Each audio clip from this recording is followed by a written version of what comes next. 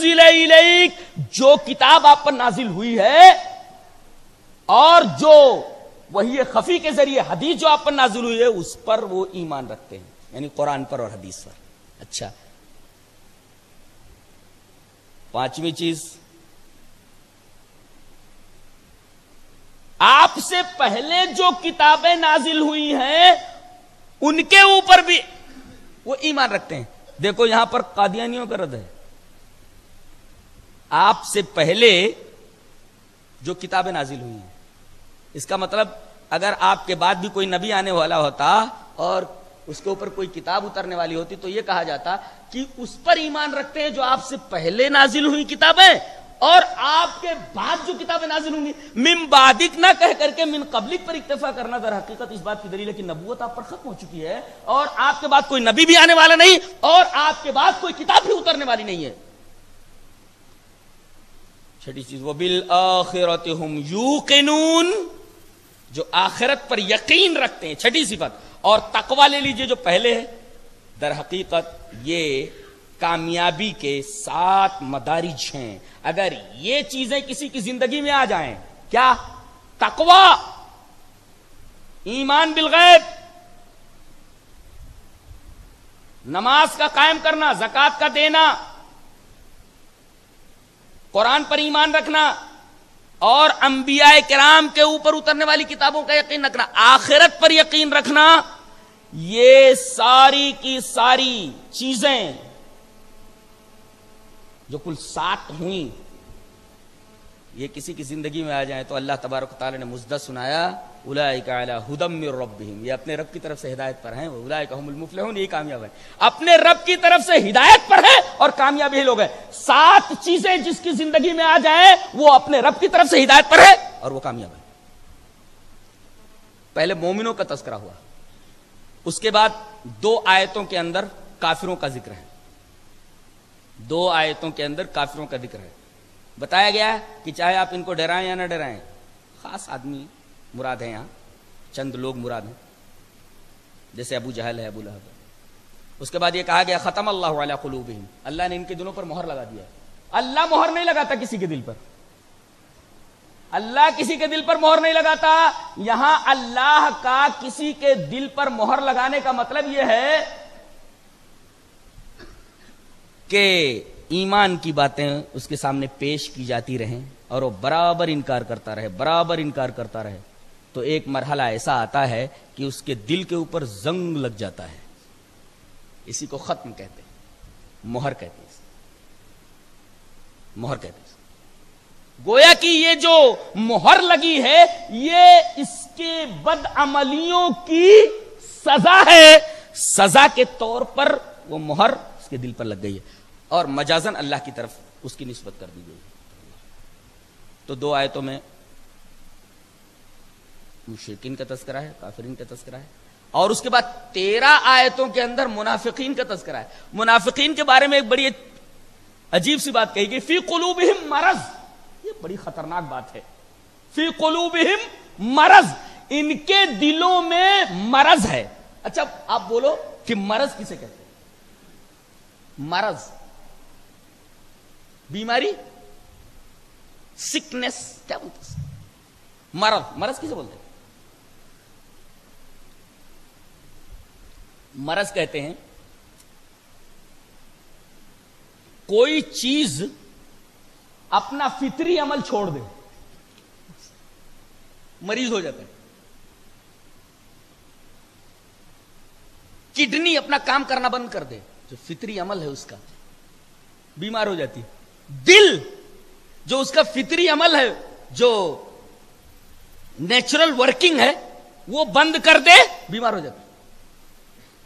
اعضاء، یہ ہاتھ مثلا، یہ پیر، یہ اپنا فطری عمل بند کر دے تو شل ہو جاتے ہیں مثلا، تو سمجھو بیمار ہو گئے. تو کوئی چیز اپنا نیچرل ورکنگ، اپنا فطری کام چھوڑ دے تو بیمار ہو جاتا. بتایا گیا کہ دل، اللہ تعالی نے انسان کا دل اس طرح بنایا ہے کہ اس میں توحید ودیت کر دی ہے. جیسا کہ حدیث میں کل مولود یولد علی الفطرہ، ہر بچہ توحید کے اوپر پیدا ہوتا ہے، یہ تو ماحول اس کو جو ملتا ہے، مجوسی ماحول، نصرانی ماحول، یہودی ماحول، یہ ماحول کے رنگ میں رنگ جاتا ہے، مجوسی ہو جاتا ہے، نصرانی ہو جاتا ہے، یہودی ہو جاتا ہے۔ یعنی دل کا جو فطری ورک تھا، فطری جو کام تھا، اس نے کرنا بند کر دیا، دل مریض ہو گیا۔ یہ بیماری مادیات میں بھی ہے اور یہ بیماری روحانیات میں بھی ہے۔ اعضاء اپنا کام بند کر دیں تو وہ بیمار ہو جاتے ہیں۔ اسی طرح روحانیات میں دل جس کے اندر ودیت کی ہوئی ہے توحید، اگر وہ اپنا فطری کام جس پر سے پیدا کیا گیا چھوڑ دے، فطری کام، نیچرل ورکنگ، بیمار ہو جاتا ہے۔ اسی طریقے سے یہ منافق ہیں، یہ بیمار ہیں، ان کے دل بیمار ہیں، فی قلوبہم مرض، ان کے دلوں میں بیماری گھس گئی، فطری عمل جو ہے دل کا وہ ختم ہو گیا، دل نے فطری عمل چھوڑ دیا۔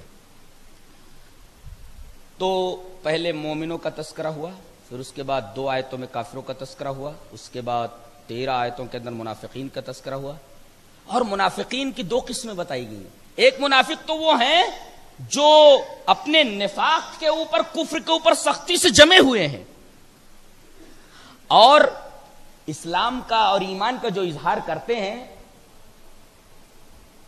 اپنی جان بچانے کے لیے یا تو پھر دنیاوی مفاد کے لیے، اور دوسرے قسم کے جو منافقین ہیں وہ اسلام کی حقانیت دیکھ کر اسلام کی طرف بڑھتے تو ہیں، لیکن اسلام کے اندر، اسلام کے راستے میں آنے والی جو مشکلات ہیں اس کو دیکھ کر کے پیچھے ہٹ جاتے ہیں۔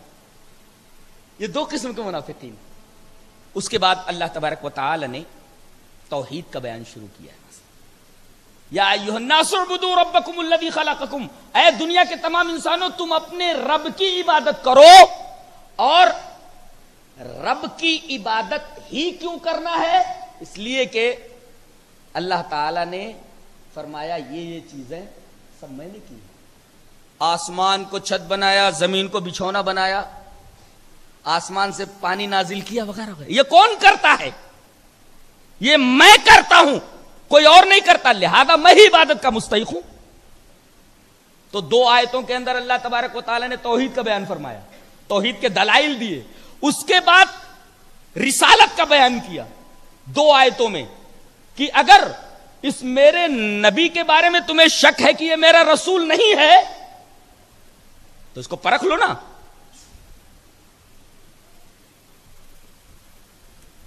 شیرازی کا ایک شعر ہے بڑا پیارا سا، کہتے ہیں کہ در دوستی حافظ اگر نیستت یقین، زر خالص تو باق نمی دارد از میں حق۔ بولتا ہے کہ اگر حافظ کی دوستی پر تجھے یقین نہیں ہے تو سونا خالص ہے، کسوٹی رکھی ہوئی ہے، گھس کر دیکھ لے سونا ہے کہ پیتل ہے۔ تو اگر میرے نبی کی نبوت اور رسالت کے اوپر تمہیں یقین نہیں ہے تو ایسا کرو، سونا تو خالص ہے، کسوٹی کے اوپر گھس کر دیکھ لو نا، زر خالص تو باق نمی دارد از میں حق، سونا خالص ہے، کسوٹی رکھی ہوئی ہے، گھس کر دیکھ لو معیار کے اوپر، پتہ چل جائے گا یہ پیتل ہے یہ سونا ہے۔ اگر تم یہ کہتے ہو کہ یہ جھوٹا نبی ہے، پیتل مانتے ہو اس سونے کو، تو کسوٹی موجود ہے نا۔ کون سی کسوٹی؟ جس پر کس کر دیکھنا ہے، گھس کر دیکھنا ہے، قرآن ہے نا۔ یہ قرآن جو اس کے اوپر نازل ہو رہا ہے، اس کی نظیر لا کر کے بتا دو، نظیر لا کر کے بتا دو۔ وَإِن كُنتُمْ فِي رَيْبٍ مِّمَّا نَزَّلْنَا عَلَىٰ عَبْدِنَا فَأْتُوا بِسُورَةٍ مِّن مِّثْلِهِ، ایسی سورت تم لے آؤ۔ گویا 2 آیتوں میں توحید اور اس کے دلائل دیے گئے، اور اس کے بعد جناب محمد الرسول اللہ صلی اللہ علیہ وسلم کی نبوت اور رسالت پر دلائل پیش کیے گئے، اور توحید پر جو دلائل دیے گئے وہ بھی مسکت اور مفہم، اور نبی کی نبوت اور رسالت کے ثبوت میں جو دلائل پیش کیے گئے وہ بھی مفہم اور مسکت، کہ ان کا توڑ نہیں لایا جا سکتا۔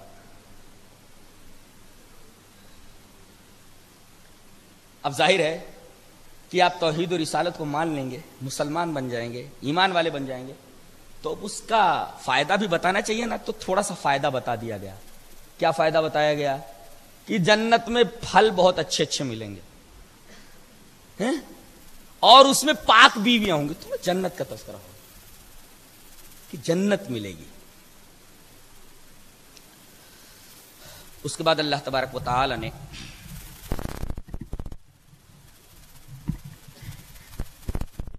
باس بادل موت پر ایک بڑی پیاری دلیل دی ہے۔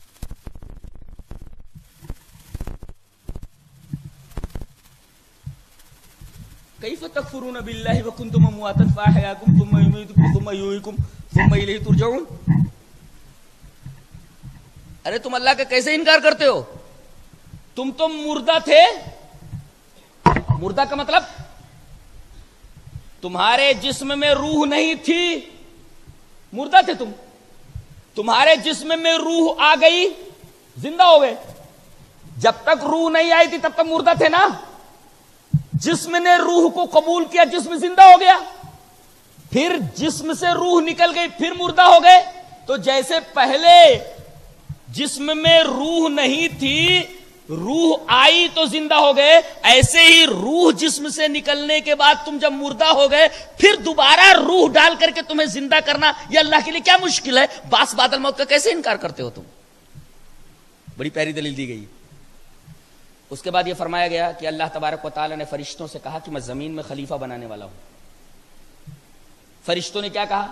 اے اللہ ہم تیری تسبیح اور تقدیس کے لیے کافی ہیں، تو ایسی ہستی کیوں بنائے گا جو زمین میں فساد کرے؟ اس کا مطلب یہ کہ اس زمین پر انسانوں سے پہلے جنات بستے تھے اور ان کی سرشت میں فساد تھا، لوٹ مار کرنا، فساد کرنا، خوریزی کرنا۔ اسی کے پیش نظر فرشتوں نے یہ کہا کہ ایسی مخلوق کو پیدا کرنے کی کیا ضرورت ہے جو زمین میں فساد کرے؟ تو اللہ تبارک و تعالی نے فرمایا انی اعلم ما لا تعلمون، جو میں جانتا ہوں وہ تم نہیں جانتے، جو میں جانتا ہوں وہ تم نہیں جانتے۔ اور پھر اس کے بعد آدم علیہ السلام کو اسماء سکھلا دیے گئے اور فرشتوں سے کہا گیا تو چلو ان کے نام بتاؤ۔ حضرت آدم علیہ السلام سے کہا گیا، پہلے فرشتوں سے کہا کہ چلو ان کے نام بتاؤ۔ فرشتوں نے کہا کہ قالوا سبحانک لا علم لنا الا ما علمتنا انک انت العلیم الحکیم، ہمیں علم نہیں، جتنا تو نے سکھا دیا ہے اتنا ہمیں معلوم ہے۔ اس سے پتہ چلا فرشتوں کو بھی غیب کا علم نہیں ہوتا، اللہ نے جتنا بتا دیا ہے بس اتنا ہی ان کو علم ہے۔ اس کے بعد حضرت آدم سے کہا گیا کہ تم ان کے نام بتاؤ، فوراً انہوں نے نام بتا دیے کہ یہ۔ اس کے بعد فرشتوں کو حکم دیا گیا جس میں وہ شیطان بھی تھا، ابلیس، کی سجدہ کرو آدم کا۔ تمام فرشتے سجدے میں چلے گئے، یہ کھڑا رہ گیا۔ اب سوال یہ ہے کہ یہ سجدہ کیسا تھا، سجدے کی وجہ کیا تھی، اور ابلیس کے انکار سجدہ کی وجہ کیا تھی؟ تین امور تنقیح طلب ہے۔ تو جاننا چاہیے کہ یہ سجدہ سجدہ تعظیمی تھا، سجدہ عبادت نہیں تھا، سجدہ عبادت نہیں تھا، اس لیے کہ اللہ نے فرمایا لا تعبدوا الا اللہ، اللہ کے علاوہ کسی کی عبادت نہ کرو۔ وہ سجدہ عبادت نہیں تھا بلکہ سجدہ تعظیمی تھا، اور در حقیقت اللہ کو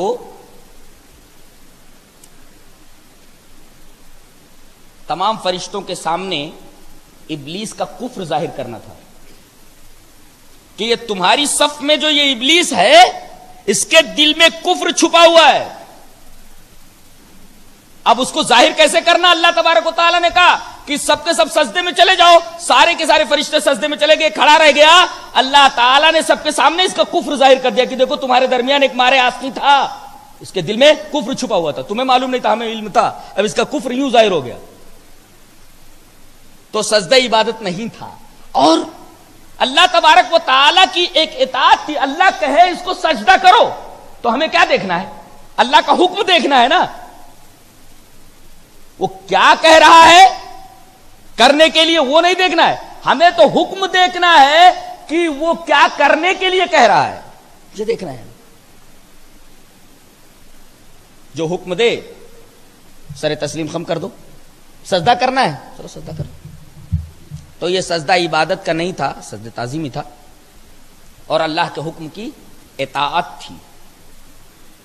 پتہ یہ چل گیا کہ فرشتے اللہ کے مطیع ہیں اور ابلیس اللہ تبارک و تعالیٰ کا منکر۔ سجدہ کرانے کی وجہ انسان کی برتری کو ظاہر کرنا، تفوق کو ظاہر کرنا۔ کس کی بنیاد پر؟ علم کی بنیاد پر۔ گویا آدمی بلند ہوتا ہے علم کی بنیاد پر. تو سجدہ کرانے کی وجہ کیا تھی؟ علم. اور انکار سجدہ کی وجہ کیا تھی؟ واستکبر، استکبار، بڑا بننا، میں اس سے بڑا. گویا کہ کبر کہتے ہیں کہ اپنے آپ کو بڑا سمجھے اور سامنے والے کو چھوٹا سمجھے، یہ ہے کبر، اس کو تکبر بولتے ہیں. وَكَانَ مِنَ الْكَافِرِينَ، اللہ تبارک تعالی نے فرمایا کہ وہ کافروں میں سے تھا، یعنی میرے علم میں وہ کافر تھا.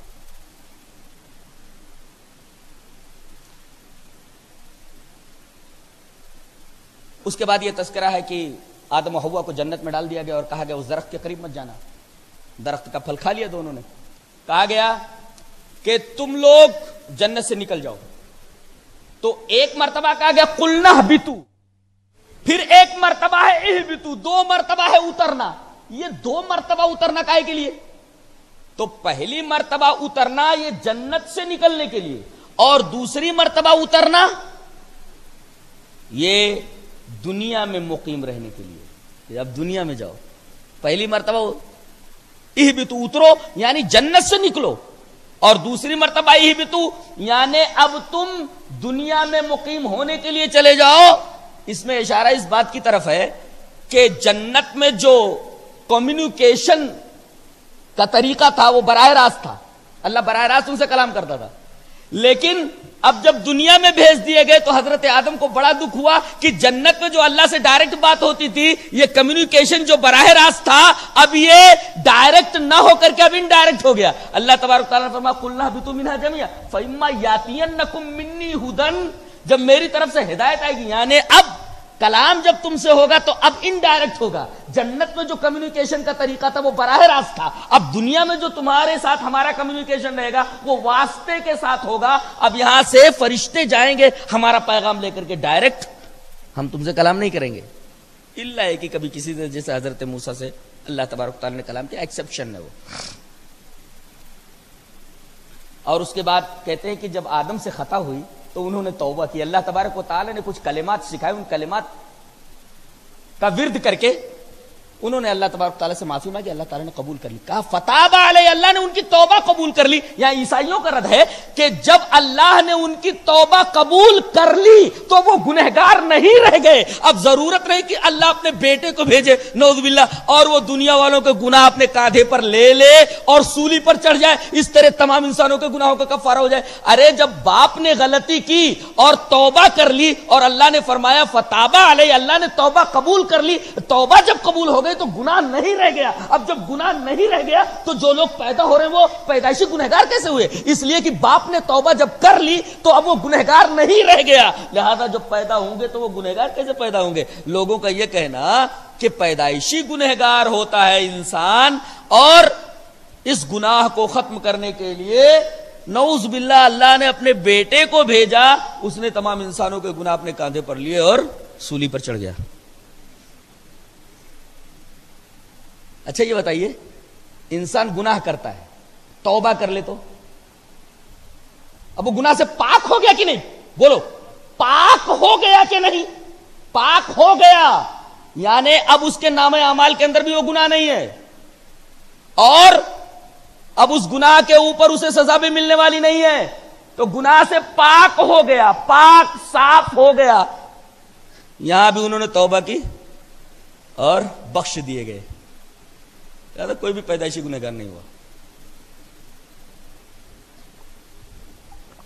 زیادہ یہ کہنا کہ کون ہے جو ناپاک سے پاک کو نکالے، وہ ناپاک کہاں رہ گئے؟ انہوں نے تو توبہ کر لی تھی. اس کے بعد تقریباً 10 آیتوں کے اندر اللہ تبارک و تعالی نے اپنے انعامات کا ذکر فرمایا ہے جو بنی اسرائیل کے اوپر کیے گئے، اور ان کی یکتش شرارتوں کا ذکر ہے. اللہ نے 10 انعامات ذکر فرمائے، اور ان کی یکتش شرارتوں کا. سب سے پہلا انعام دیکھیں کتنا عجیب و غریب انعام ہے. اللہ تبارک تعالیٰ نے کئی بار اس انعام کا ذکر فرمایا. کہا یا بنی اسرائیل اذکروا نعمتی التی انعمت علیکم انی فضلتکم علی العالمین. یہ کون سی نعمت ہے؟ اے بنی اسرائیل میری اس نعمت کو یاد کرو. یہ میری نعمت کیا ہے جس کی وجہ سے تم جہانوں میں فضیلت والے ہو گئے. جانتے ہیں یہ نعمت کون سی تھی؟ حضرت ابراہیم اللہ کے نبی، ان کی نسل سے جتنے بھی آئے انبیاء وہ سب سمجھو حضرت ابراہیم کے بیٹے. گویا حضرت ابراہیم کی نسل ہی سے تمام انبیاء کرام آئے، اور یہودیوں میں خاندان یہود ہی میں نبیوں کے سلسلے چلتے رہے. یہ کتنی بڑی فضیلت کی بات ہے. فضیلت کی بات نہیں ہے کہ اس میں انسانوں کے اور خاندانوں کے قوموں کے گمراہ کرنے کے چانسز بہت کم ہوتے. ارے بھئی ایک نبی موجود ہے، تمہاری غلطیوں پر ٹوکے گا، وہ اچھی اچھی باتیں بتائے گا، گمراہ ہونے کے چانسز بہت کم رہتے. ایک نبی گیا اس دنیا سے، دوسرا نبی آ گیا. کتنا بڑا اللہ تبارک و تعالیٰ کا احسان کہ تمہاری نسلوں میں ہی پیغمبر آتے رہے. اتنی بڑی نعمت اور کسی قوم کو دی گئی ہے تو اس نعمت کو یاد کرو کہ تمہاری نسلوں ہی کے اندر سارے کے سارے انبیاء کرام آئے. یہ اللہ کی کتنی بڑی نعمت. تم کو چاہیے تھا کہ تم گمراہی سے دور رہتے. بار بار نبی آ رہے ہیں، کوئی کتاب لے کر آ رہا ہے، کوئی بغیر کتاب کے آ رہا ہے تمہیں سمجھانے کے لیے. کتنی بڑی نعمت ہے، پھر بھی تم اپنی منمانی کرتے رہے.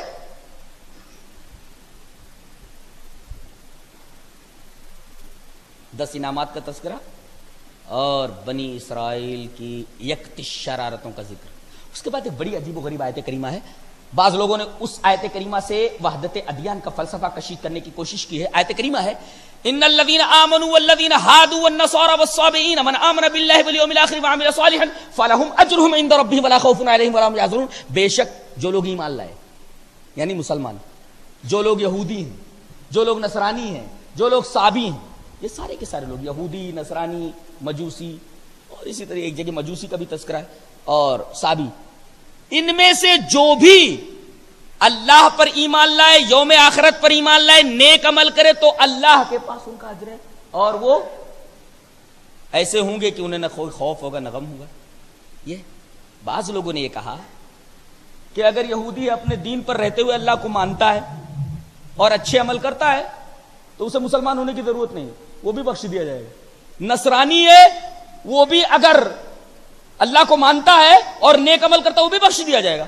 یعنی اپنے اپنے مذہب پر رہتے ہوئے اللہ کو مانو اور اچھے عمل کرو، بس بخشش کے لیے کافی ہے، مسلمان ہونا ضروری نہیں ہے. بعض لوگوں نے یہ کہا اور بظاہر اس آیت کریمہ سے ایسا ہی لگ رہا ہے.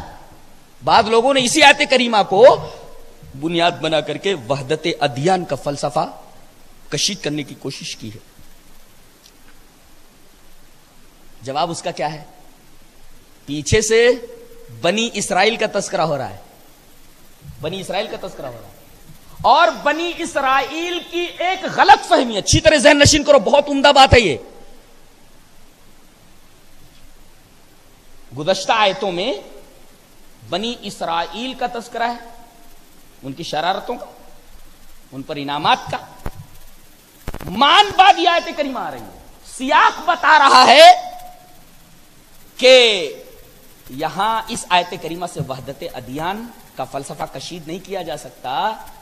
یہاں مطلب یہ ہے، اس آیت کریمہ کا منشا، حقیقی مدعا یہ ہے کہ اے بنی اسرائیل،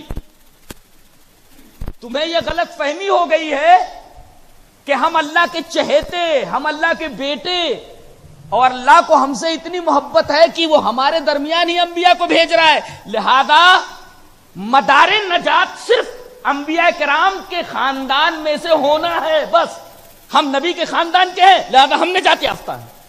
بات قومیں ہیں نا، ہم فلاں خاندان کے ہیں لہذا ہم کو کسی عمل کی ضرورت ہے، ہم نجات یافتہ ہیں. تو یہودیوں کو یہ غلط فہمی ہو گئی تھی کہ ہمارے درمیان ہی تمام انبیاء کرام آ رہے ہیں، ہم خاندان انبیاء سے تعلق رکھتے ہیں، اسی وجہ سے ہم نجات یافتہ ہیں.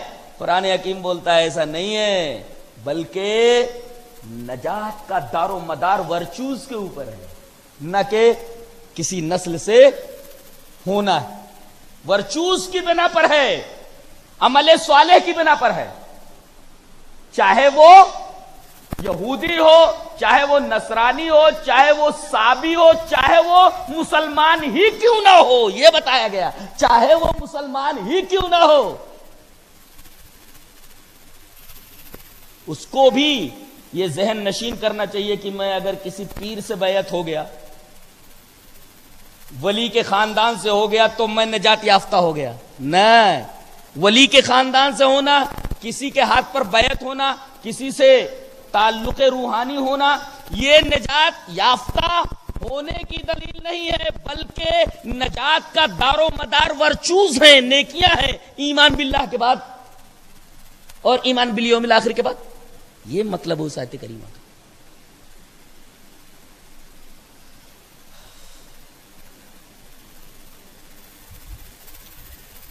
اس کے بعد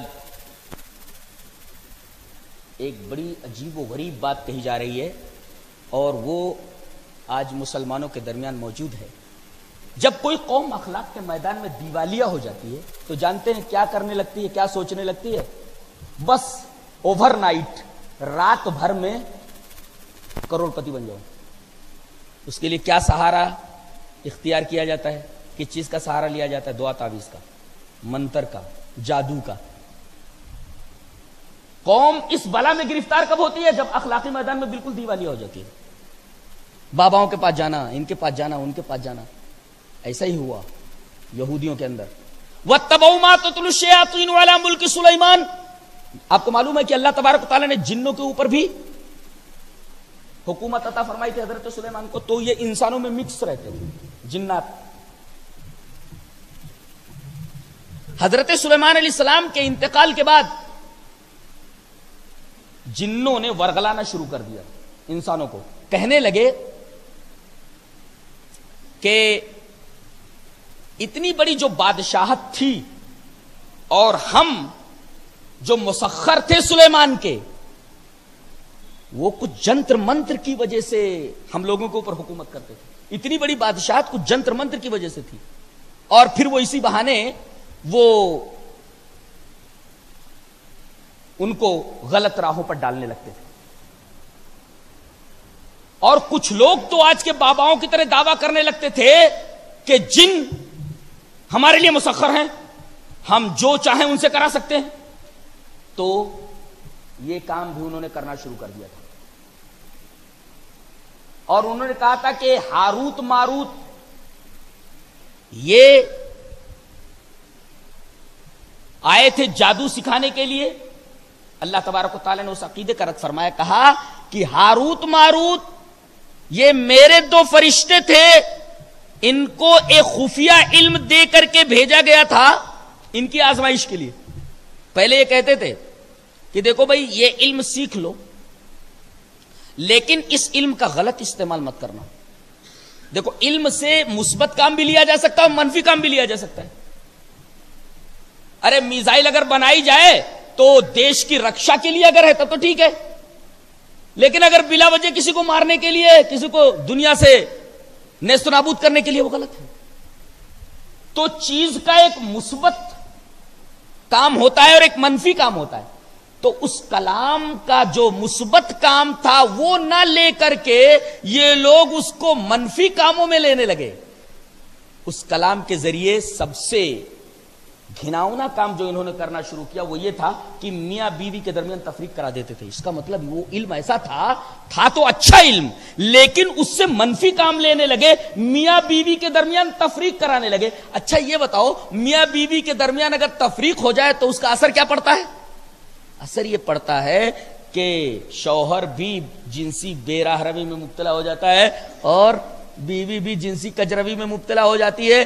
اگر ایسی بلا عام ہو جائے تو پورا کا پورا معاشرہ جنسی بے راہ روی میں مبتلا ہو جاتا ہے۔ اللہ تبارک و تعالیٰ نے یہودیوں کی یہ حرکت جو بیان فرمائی ہے، آج دیکھیے معاشرت کے لیے سب سے خطرناک شے کون سی ہے؟ وہ بتائیے کہ پوری معاشرت تباہ ہو جائے، پوری سوسائٹی تباہ ہو جائے۔ زنا۔ زنا آج دیکھیے کہ یہودیوں نے یہ بلا پوری دنیا کے اندر پھیلا دی ہے، اور ہمارے نوجوان اس میں کثیر تعداد میں مبتلا ہے۔ باقاعدہ اپنے موبائلز کے اندر گندی فلمیں بھرے ہوئے ہیں اور تنہائیوں میں جا جا کر کے دیکھتے رہتے. معاشرت کو اگر خراب کرنا ہے تو اس قوم کو بے حیا بنا دو, بدکار بنا دو. یہ کام پہلے بھی کیا کرتے تھے یہ, اور آج بھی وہ یہ کام کر رہے ہیں. اچھا, معاشرت کو تباہ کرنا ہے تو جنسی بے راہ روی میں مبتلا کر دو کسی قوم کو, اس کی معاشرت تباہ ہو جائے گی. اور اگر کسی کی معیشت تباہ کرنی ہو, معیشت تباہ کرنی ہو, کاروبار تباہ کرنا ہو, تو اس کو جوئے میں ڈال دو, جوئے میں مبتلا کر دو اور سود میں مبتلا کر دو. آج جوا, ریس, کیا کیا شکلیں ہیں اس کی. یہودی ہی اس کے ٹاپ کے اوپر بیٹھے ہوئے. معیشت بھی پوری کی پوری تباہ کرنے میں انہی کا ہاتھ ہے. معاشرت تباہ کرنے میں ان کا ہاتھ, معیشت تباہ کرنے میں ان کا ہاتھ. اور کسی کے اخلاقیات کو تباہ کرنا ہو تو کیا, شراب نوشی میں مبتلا کر دو, اخلاق ختم ہو جاتے. بتاؤ, کسی قوم کی فوج اگر گرد پینے لگے, حشیش کھانے لگے, گانجا پینے لگے, شراب پینے لگے, وہ دشمن سے کیا مقابلہ کرے گی؟ امریکہ تھک گیا ہے, پریشان ہو گیا ہے کہ کسی طریقے سے اپنے فوجیوں کے منہ سے شراب کی بوتلیں ہٹوا لے. لیکن مغرب کی اس سفید نسل کو جنسی بے راہ روی میں مبتلا کرنے میں یہودیوں کا ہاتھ, جوئے میں مبتلا کرنے میں یہودیوں کا ہاتھ, شراب نوشی میں مبتلا کرنے کے پیچھے یہودیوں کا ہاتھ. یہ تمام خطرناک بیماریاں انہوں نے ایجاد کی اور دنیا بھر میں پھیلا دی. یہ ان کا یہ کچھ نیا دھندا نہیں ہے, یہ پرانا دھندا ہے. قرآن حکیم نے بیان کیا ہے, یہ سلیمان علیہ السلام کے زمانے میں بھی ایسی حرکتیں کیا کرتے تھے, میاں بیوی کے درمیان تفریق کرنا کہ جنسی بے راہ روی پھیل جائے. آج جو کچھ کر رہے ہیں نا, یہ ان کا کچھ نیا کام نہیں ہے, بہت پرانا کام ہے ان کا.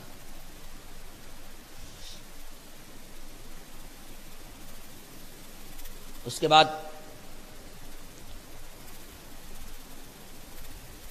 یہ بتایا گیا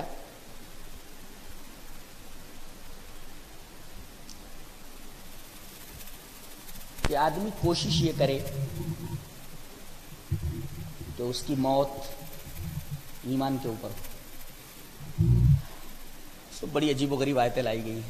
ام کنتم شہداء اذ حضر یعقوب الموت اذ قال لبنیہ ما تعبدون من بعدی قالوا نعبد الہک و الہ آبائک ابراہیم و اسحاق و اسماعیل اسحاق الہ واحدا ونحن له مسلمون. کیا تم حاضر تھے اس وقت جب یعقوب کو موت آنے لگی تو اپنے بیٹوں کو جمع کیا اور انہوں نے کہا کہ تم کس کی عبادت کرو گے؟ تمام بیٹوں نے یہ کہا کہ ہم تمہارے معبود کی, اللہ کی, تمہارے آبا و اجداد کے معبود کی ہم عبادت کریں گے اور ہم زندگی بھر یہ کوشش کریں گے کہ مسلمان رہیں. کاش آدمی جب مرنے لگے تو دنیا کی طرف رغبت نہ دلاتے ہوئے اپنے بیٹوں کو, اپنی بیٹیوں کو اس طریقے کی تلقین کرے کہ میرے بچوں, میرے بعد تمہیں کیا کرنا ہے, تم عبادت کس کی کرو گے, تمہارا عقیدہ کیا ہوگا, اور زندگی بھر تم کس راستے پر چلو گے. تمہارا عقیدہ ہوگا توحید الوہیت, توحید عبادت, صرف اللہ کی عبادت کرو گے, اور راستہ کون سا ہوگا؟ صراط مستقیم, اسلام کا. اور تمہاری موت کس پر ہوگی؟ کوشش یہ ہو کہ اسلام کے اوپر. وَنَحْنُ لَهُ مُسْلِمُونَ.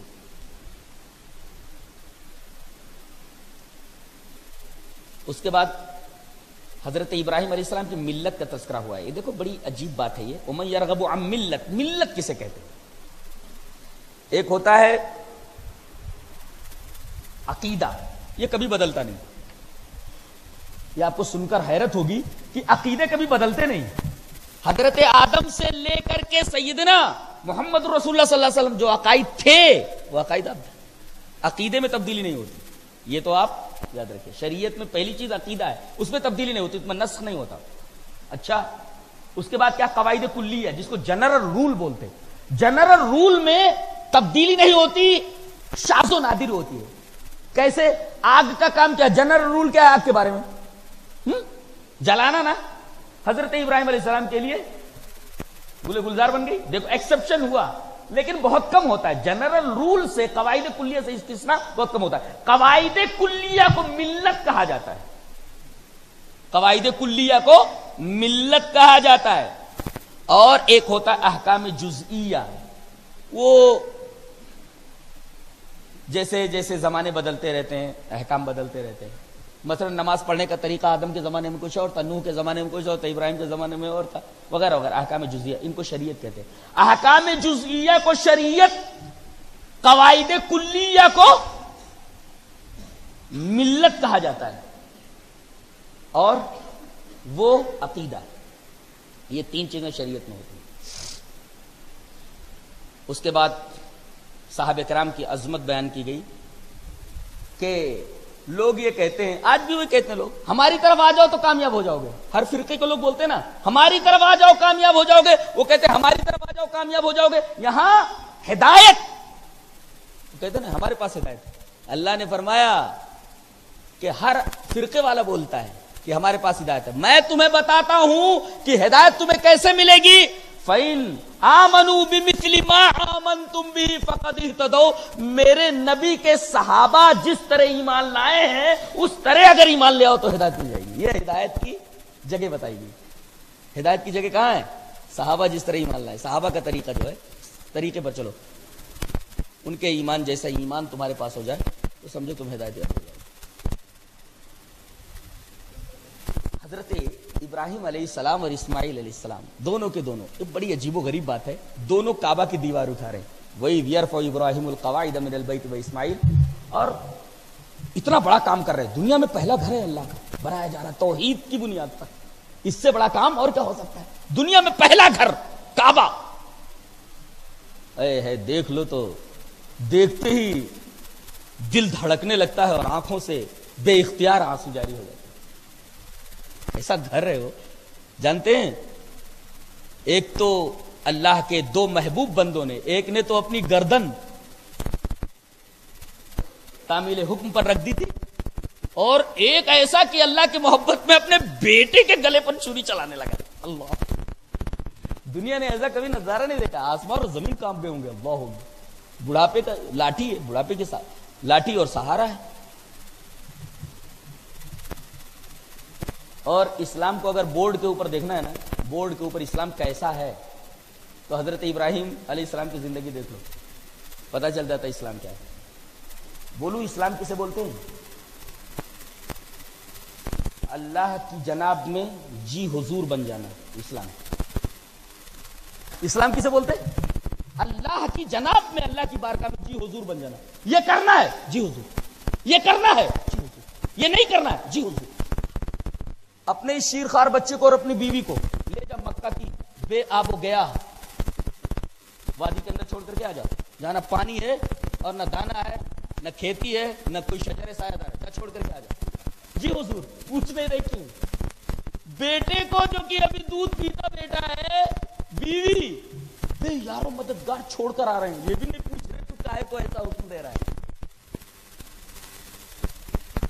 لیکن جو لوگ اللہ تبارک و تعالیٰ کے حکموں کی تعمیل کرتے ہیں نا، کیسے کیسے معجزات رونما ہوتے ہیں. حضرت حاجرہ دوڑ رہی ہے، 7 مرتبہ دوڑی. آخری بار مایوس ہو گئی کہ کوئی قافلہ نظر نہیں آ رہا ہے، دور دور تک پانی کا پتہ نہیں ہے، شجر سایہ دار کا پتہ نہیں ہے، بچہ تو مر جائے گا. اور جب واپس آئی تو دیکھا کہ بچہ جس چٹان کے سائے میں لٹایا ہوا تھا اپنی ایڑیاں رگڑ رہا ہے، اور جہاں ایڑیاں رگڑی ہے نا وہاں سے پانی نکل پڑا ہے. 4000 سال سے اس کا پانی بند نہیں ہوا ہے، جہاں اس بچے نے اپنی ایڑیاں رگڑی. تاریخ بن جاتی ہے جی. ایسے لوگ ایپوک میکنگ ہوتے ہیں، تاریخ ساز ہوتے ہیں، جو اللہ تبارک و تعالیٰ کے حکموں کے اوپر اپنی گردن جھکا دیتے ہیں. آج پوری دنیا سے حیران ہو رہی ہے، ویسا پانی دنیا میں نہیں ہے جہاں ایڑیاں رگڑی ہوئی ہیں. اور حضرت حاجرہ کی سنت کو ادا کرتے ہوئے حاجی کو دوڑنا پڑتا ہے. چل دوڑ، تاکہ جب دوڑے تو تجھے یاد ہو جائے کہ کوئی محبوب بندی میری، بندہ ہی نہیں، ایک میرا محبوب بندہ تھا تو ان کو چھوڑ کر کے گیا تھا، اور میری محبوب بندی دیکھو کوئی شکوہ نہیں ہے زبان پر. آج کی عورتیں ہوتی ان کو تو لپسٹک سے اور ان کو تو اپنے فیشنوں سے فرصت نہیں ہے. اللہ انہیں ہدایت دے، ان کے اوپر رحم فرمائے. حضرت حاجرہ کی سنت کو اپنی نگاہوں میں رکھو. شوہر کی جانب سے تھوڑی تکلیف پہنچ گئی، منہ پھلا کر کے بیٹھ گئی. کیسے چلی ہوگی اللہ کے حکموں پر یہ بندی؟ بچہ تھوڑا سا بڑا ہوتا ہے، بڑھاپے کا سہارا نا، بوڑھے ہو گئے حضرت ابراہیم، بچہ ذرا بڑا ہو گیا ہے، خواب دکھایا جا رہا ہے میں بیٹے کو ذبح کر رہا ہوں۔ نبی کا خواب کیا ہوتا ہے؟ وہی ہوتی ہے، حکم ہوتا ہے۔ وہ دوسروں کا خواب کیا ہوتا ہے؟ اضغاث و احلام بھی رہتا ہے، لیکن نبی کا خواب وہی ہوتا ہے، چلیے مجھے آپ کے بیٹے کی قربانی مطلوب ہے، بیٹے کو ذبح کرو میرے راستے میں۔ بڑی آزمائش، اللہ اکبر، پوچھ سکتے تھے باری تعالیٰ یہ تو میرے بڑھاپے کا ساتھ ہے، کبھی کسی نے اپنے ہاتھ سے اپنے بیٹے کو ذبح کیا ہے؟ تاریخ کے اندر کوئی ٹیسٹمنی ہے؟ ہسٹری بیس سچ ٹیسٹمنی، ہسٹری اس طریقے کی شہادت رکھتی ہے؟ کا بیٹا چاہیے؟ جی حضور، جی حضور۔ بیٹے کو لٹا رہے اور گھٹنا اس کے سینے پر رکھ کر کے گردن پر چلانے والے تو کیا بات آتی ہے؟ وَنَادَيْنَاهُ أَن يَا إِبْرَاهِيمُ، اللہ اکبر، ہم نے آواز دیا ابراہیم، قد صدقت الرؤيا إِنَّا كَذَلِكَ نَجْزِي الْمُحْسِنِينَ، تو نے خواب کو سچ کر دکھایا میرے پیارے بندے، میرے خلیل۔ تیرا بیٹا مجھے مطلوب نہیں، میں دیکھنا یہ چاہتا تھا کہ میری محبت تیرے دل میں کتنی ہے، تیرے بیٹے کی محبت زیادہ ہے، میری محبت زیادہ ہے، میں نے تجھے آزما لیا، میں تجھے اپنا دوست بنا لے رہا ہوں، چل۔ وَاتَّخَذَ اللَّهُ إِبْرَاهِيمَ خَلِيلًا، اللہ تبارک و تعالیٰ نے ابراہیم کو اپنا خلیل بنا لیا۔ اچھا، تو یہ اللہ کا سب سے پہلا گھر بنا رہے ہیں، کعبہ، جس کو آج دیکھ کر کے دل دھڑکنے لگے، آنکھوں سے آنسو جاری ہو جائے، اٹھا رہے ہیں۔ اور جانتے کون سی دعا کر رہے ہیں؟ ربنا تقبل منا۔ ہم لوگ کیا بولتے ہیں؟ اللہ قبول کر۔ انہوں نے یہ نہیں کہا قبول کر، انہوں نے کہا تقبل۔ تقبل میں اور قبول میں فرق ہے، تقبل اور قبول میں فرق ہے۔ کوئی بڑی چیز ہو تو اس کے بارے میں قبول کا لفظ استعمال ہوتا ہے، اور تقبل کا لفظ کسی چھوٹی چیز کے لیے استعمال ہوتا ہے۔ گویا اتنا بڑا کام کر رہے ہیں لیکن دعا کر رہے ہیں کہ اے اللہ یہ چھوٹی سی چیز اگر تیری نگاہ میں بڑی ہے تو بڑی ہے۔ اس طرح چیز بڑی کب ہوتی ہے؟ بولو، چیز بڑی ہوتی ہے جب اللہ کی نگاہ میں بڑی ہو جائے، اگرچہ وہ چھوٹی ہی کیوں نہ ہو۔ ایک پیسے کو اللہ اگر شرح قبول دے دے تو احد پہاڑ کے برابر ہے، اور اگر آدمی احد پہاڑ کے برابر سونا خرچ کر دے لیکن اللہ کی نگاہ میں کوئی وقات نہ ہو تو وہ ایک ڈھیلے کے برابر ہے، ایک ڈھیلے کے برابر ہے، کوڑی کے برابر ہے۔ تقبل منا، تو جب کوئی چیز خرچ کرو تو کہو ربنا تقبل منا، اے اللہ یہ کسی کام کی چیز نہیں ہے، بس تیرے حضور پیش کر رہا ہوں، تیری نظر عنایت ہو جائے، بس کامیاب ہو جائے۔ کام چھوٹا ہے، تیری نگاہ میں بڑا ہو جائے تو بڑا ہو جائے۔ ربنا تقبل منا انک انت السمیع العلیم۔ ایک صاحب نے سوال کیا تھا کہ قرآن حکیم کی ایسی کوئی آیت بتاؤ جو کئی صدیوں پر محیط ہو، صدیوں پر محیط، کئی نہیں صدیوں پر محیط ہو۔ میں نے کہا کہ یہی آیت ہے، وَإِذْ يَرْفَعُ إِبْرَاهِيمُ الْقَوَاعِدَ مِنَ الْبَيْتِ وَإِسْمَاعِيلُ رَبَّنَا تَقَبَّلْ مِنَّا إِنَّكَ أَنْتَ السَّمِيعُ الْعَلِيمُ۔ گھر اٹھا رہے ہیں اور دعا کر رہے ہیں، اور اس کے بعد یہ دعا کر رہے ہیں اللہ ہمیں مسلمان بنا کر کے رکھنا، ربنا وجعلنا مسلمین لک وارنا مناسکنا۔ مسلمان کب رہیں گے؟ جب تیری بتائی ہوئی جو چیزیں ہیں وہ ہم دیکھ لیں گے، ان کو مضبوطی سے ہم پکڑ لیں گے۔ اب یہاں سے ایک صدی ختم ہو رہی ہے، ایک صدی ختم ہو رہی ہے، اس کے بعد دعا کر رہے ہیں ربنا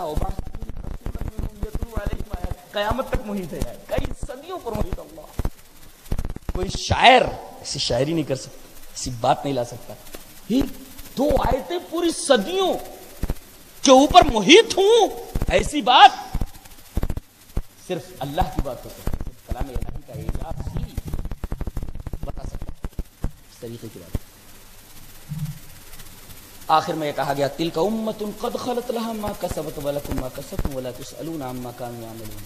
دو بار کہا گیا ہے، یہ ذہن میں ٹھوسنے کے لیے کہ کوئی ناز نہ کرے کہ فلاں پیر کے خاندان میں پیدا ہوا ہوں، فلاں نبی کے خاندان سے میرا تعلق ہے، فلاں پیر کے ہاتھ پر بیعت ہوں، فلاں قبر والے سے میرا تعلق ہے۔ نہیں، من ابتا عملہ لم یسر نسبہ، جس کا عمل اس کو پیچھے کر دے اس کا نسب اسے آگے نہیں کر سکتا، یہ یاد رکھو۔ یعنی آدمی کی کامیابی کا دار و مدار صرف اور صرف عمل ہے، آدمی کا اپنا عمل۔ یہ رہا ایک پارے کا خلاصہ۔ اللہ نے نیک عمل اور اچھی سمجھ توفیق عطا فرمائے۔ وآخر دعوانا الحمدللہ رب العالمین۔ آج آغاز تھا، کل انشاءاللہ